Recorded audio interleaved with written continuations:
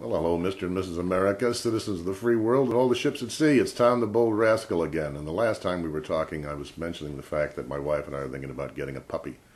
And of course, when you do something like this, you start remembering other pets you had in your past. And we've had, wonderful dogs and cats, etc.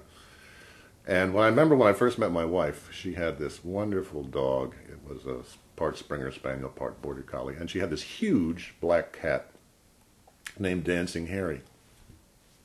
And I remember one of the first nights I spent, over there at her place. I wake up in the middle of the night and I can't move my legs, I can't, And the dog is on the bed, and then the cat's next to me. And I'm like trying to shoo them off. And they're looking at me like, hey, pal, we were here first. But anyway, about the cat. We used to keep the window open by our bed. We had a garden apartment, so the cat could come in and out at night. One night, I hear Harry comes in the window, pounces on the bed, leaps onto the floor, and I hear this. I'm thinking, holy mackerel, this cat has got something.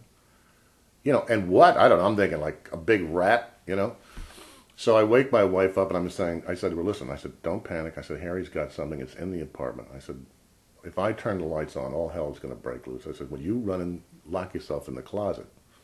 So Marcy does that. I go and find a broom, get over by the lamp, turn the lamp on, and sure enough, Harry is not a rat, thank God, but he's got this pigeon.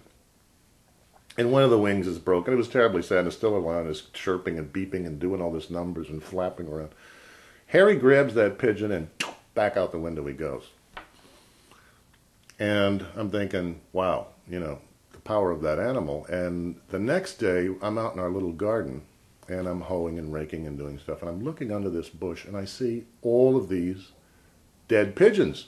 Well, there was a kid across the way who had one of those pigeon things, and he'd be up there with his flag, and of course, my cat is like killing all these poor kids' pigeons. Anyway, it was pretty sad. There was one other funny thing about that garden. You gardeners will know about this. We decided once, let's plant a pumpkin, so Halloween we'll have a pumpkin.